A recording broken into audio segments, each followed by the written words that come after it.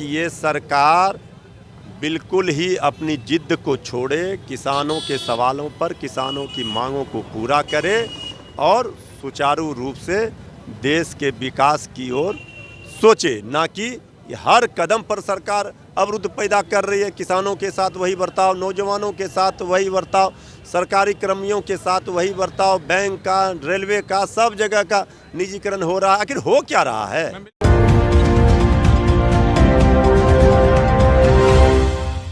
के लिए डाक बंगला चौराहे से अभी हमारे साथ बातचीत करने के लिए हैं मृत्युंजय तिवारी, राष्ट्रीय जनता दल प्रवक्ता। कब तक ये गतिरोध चलता रहेगा यूं ही? ये जब तक सरकार अपनी हठधर्मिता नहीं छोड़ती है, तानाशाही रवैया जो सरकार का है, इस सरकार को छोड़ना चाहिए।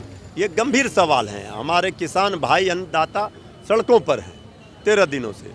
सरकार वार्ता करती है लेकिन उसका फलाफल कुछ नहीं निकलता है। तो हमारी पार्टियां, सभी विपक्षी पार्टियों ने किसान आंदोलन को अपना समर्थन दिया है। तो आज भारत बंद का उन्होंने आह्वान किया, हम लोग भी सड़कों पर आए हैं। गांव-गांव में बंद है। हमारा मानना है कि गांव को बंद करना है, गांव में चक्का जाम होना चाहिए। इसलिए हमारी पार्टी ने अपील किया था कि गांव के लोग जो जहां हैं वहां सड़कों पर आएँ और इसका विरोध करें।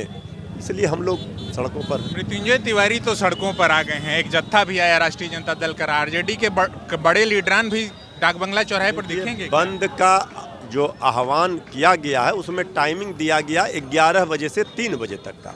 11 से 3 के बीच में हमारे सभी पार्टी के नेता जो जहां हैं वहां बैठे हुए हैं। गांव में खेत खलियानों से बाहर निकलकर लोग किसान आए हुए हैं। पटना में हमारे नेता भी 11 से 3 के बीच में दिखेंगे आपको सड़कों पर। उस दिन भी तेजस्वी यादव जी, सभी लोग हमारे धरना पर थे, आज भी रहेंगे। सरकार हालांकि जो लगातार जो किसान संगठनों से बातचीत हो रही है, 4 से 5 राउंड की बातचीत हो गई, बेनतीजा रही। अब लोग क्या लग रहा है भाई? ये तो देखिए, ये सरकार में जो लोग हैं उनको सोचना चाहिए। किसान आज सड़कों पर है। जब देश का किसान परेशान होगा, जवान परेशान होगा, नौजवान परेशान होगा, तो फिर देश चलेगा कैसे? देश को तो अपने नियम कानून संविधान से चलना चाहिए। ये लोकतंत्र की खूबसूरती है। आखिर मजबूरन ही किसानों को आना होगा, पड़ा होगा सड़कों पर। तो ये सरकार के लिए एक गंभीर सवाल है। सरकार को अविलंब किसान भाइयों की मांगों को पूरा करना चाहिए और किसान परेशान हैं, उनकी परेशानियों को दूर करना चाहिए। ये सरकार अपनी जो जिद है, ये जिद पर अड़ी हुई है। इस नाक का प्रेस्टीज का सवाल सरकार को नहीं बनाना चाहिए। क्या तीनों कानून के रोल बैक के बाद ही या संशोधन वगैरह से भी मामला सुलझ जाए? ये तो किसान संगठनों के जो नेता हैं, उनके जो ग्रीवांसेज हैं, उनकी जो मांगे हैं, वार्ता कर रहे हैं।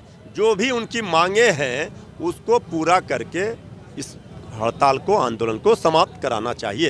तो साथ ही साथ आप लोग इस बात को तो सुनिश्चित कर रहे हैं कि सब कुछ सुचारू रूप से चले या बिल्कुल सब कुछ अस्त व्यस्त हो जाए? एकदम हम लोग चाहते हैं कि ये सरकार बिल्कुल ही अपनी जिद को छोड़े, किसानों के सवालों पर, किसानों की मांगों को पूरा करे और सुचारू रूप से देश के विकास की ओर सोचे, ना कि हर कदम पर सरकार अवरुद्ध पैदा कर रही है। किसानों के साथ वही बर्ताव, नौजवानों के साथ वही बर्ताव, सरकारी कर्मियों के साथ वही बर्ताव, बैंक का, रेलवे का, सब जगह का निजीकरण हो रहा है। आखिर हो क्या रहा है? मैं बिल्कुल अंत में चलते चलते, नरेंद्र मोदी ने जो इस मामले में कहा है कि जिस विपक्ष बरगलाने का काम कर रहा है, और सीएम नीतीश कुमार ने जिस तरीके से कहा कि ये एक सफल मॉडल है, हमने इसको करके दिखाया है, आप क्या पाते हैं? देखिए, नरेंद्र मोदी जी आदरणीय प्रधानमंत्री जी देश के हैं और आदरणीय मुख्यमंत्री नीतीश कुमार जी प्रदेश के मुखिया हैं।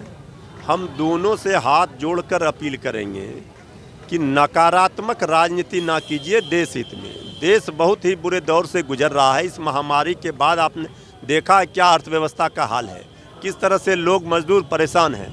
तो हमारा विनती है इसका राजनीतिकरण ना हो। क्रेडिट लेने के लिए उनको जितना लेना है ले लें, लेकिन किसानों की समस्याओं का समाधान करें। हमारा इतना अपील है। बहुत शुक्रिया।